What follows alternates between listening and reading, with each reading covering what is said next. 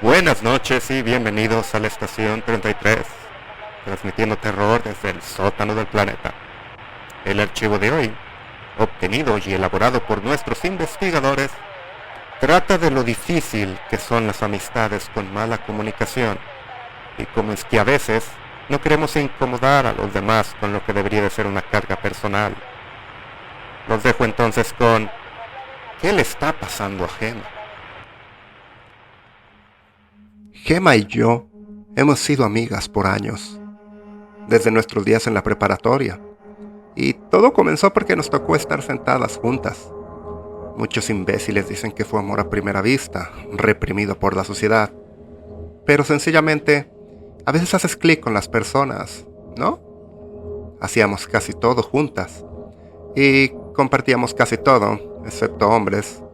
Esa siempre fue una barrera clara, pero nunca hubo problema con eso. Gemma atraía a personas muchísimo más distintas que a las que yo. Eventualmente, terminamos trabajando en el mismo lugar, y siendo las buenas amigas que éramos, pues, siempre nos juntábamos después del trabajo y bebíamos un par de copas de vino, recordando viejas hazañas y amigos del pasado. Gemma y yo realmente éramos inseparables. El trabajo siempre fue más divertido y fácil cuando ella estaba ahí. El último día que trabajamos juntas fue el viernes pasado, pero después de esa noche, ella simplemente dejó de venir. Nadie podía localizarla, incluyéndome a mí. Ahora, yo conozco a Gemma.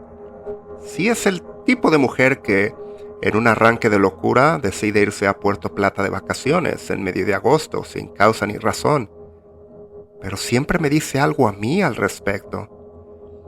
Gemma se había vuelto retraída y distante. Podía ver la silueta de su sombra asomándose por las ventanas de su casa en los días que ella ignoraba mis llamadas o se ausentaba otro día en el trabajo. Algo había cambiado en ella desde que el señor Cardoso desapareció. Supongo que quiso tener un perfil bajo después de esparcir malos rumores sobre el señor Cardoso todo el tiempo. Y la verdad es que yo nunca la culpé. El señor Cardoso tenía un interés extremo en Gemma. La verdad es que rayaba en una obsesión preocupante. Gemma me contaba historias de cómo es que ella lo había atrapado hurgando en su basura y reciclando muchas de sus pertenencias. A veces él la observaba salir y regresar a casa y garabateaba cosas en su diario. Gemma odiaba al señor Cardoso con una pasión que pocos comprenden y menos comparten. Cada que su nombre surgía en una conversación, ella retorcía su cara y apretaba su quijada como si estuviese mordiendo la garganta del señor Cardoso. Suena una locura, pero ¿quizá ella fue responsable de su desaparición? Cuando uno empuja a una chica demasiado lejos, acosándola y teniéndola siempre al borde de la amenaza, pues una hace cosas así. Yo no la culparía, e incluso quizá debí de presentarle la idea con tiempo. Cardoso era un acosador que nadie extrañaría, y con la violencia e inseguridad en el país, pues, ¿qué diferencia hace otro cadáver? Pero, ¿qué estoy diciendo? Gemma no es capaz. Ni siquiera fue capaz de llamar a la policía con una denuncia.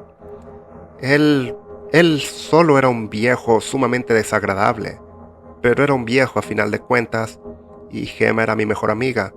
Ella no mataría a nadie, sin importar cuánto lo odiase. Mi Gemma no era capaz. Lo que sí tenía que hacer era hablar con ella sobre este comportamiento tan extraño. Ya había sido una semana desde que yo o alguien más había hablado con ella. Ella siempre fue muy parlanchina, muy sociable. La pandemia le había afectado mucho porque era como una pequeña abejita que necesitaba ir de flor en la sociedad para seguir viva. Gemma sencillamente no era el tipo que pudiese estar sola por mucho tiempo.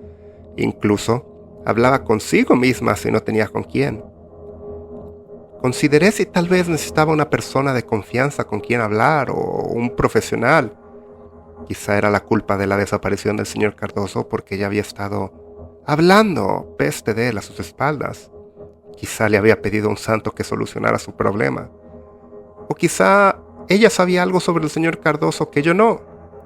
Era como cuando el exnovio de Olga murió en un aparatoso accidente de tráfico.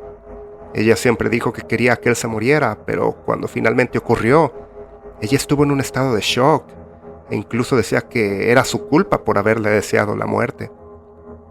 Quizá algo así había pasado con ese maldito viejo. Quizá Gemma lo había empujado por unas escaleras cuando intentó robarle un beso, o le dio un infarto y ocultó el cadáver. Se me ocurrían decenas de escenarios accidentales y de escenarios deliberados que podían haber pasado. Lo único que sé es que ya había llegado el momento de que hablara con Gemma.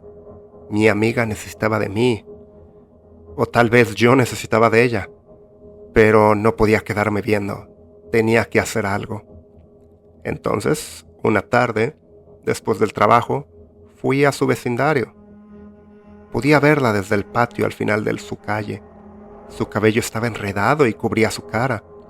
Ella aún estaba utilizando el uniforme del trabajo, el que corresponde al viernes, y una peste me invadió conforme acorté la distancia. Algo definitivamente no estaba bien. Gemma estaba inclinada, viendo el bote de basura. Podía escucharla murmurando en una voz llena de frustración y rabia. Se veía enfermiza. Su ropa estaba prácticamente deshaciéndose y parecía que no había comido nada desde que se puso su uniforme hace una semana. ¿Gemma?, dije con una voz temblorosa. Su aspecto físico advertía que su estado mental estaba delicado. Ella dejó de escarbar en la basura al escucharme y solamente bajó la mirada, escondiendo su cara. Extendí mi mano para tocarla, pero ella se retiró rápidamente y comenzó a caminar hacia la puerta de su casa. El hedor se estaba volviendo cada vez más sofocante con cada segundo. Decidí que tendría que hacer esto rápido, o si no devolvería mi desayuno. Gemma, necesitamos hablar. Ya no has ido al trabajo y honestamente no sé si siquiera sigues empleada. Te ves enferma. ¿Necesitas ayuda? Su lenta marcha comenzó a acelerarse. Ella estaba determinada en llegar a su casa, entrar y no hablar con nadie. Decir que me lo tomé a mal es quedarse corta.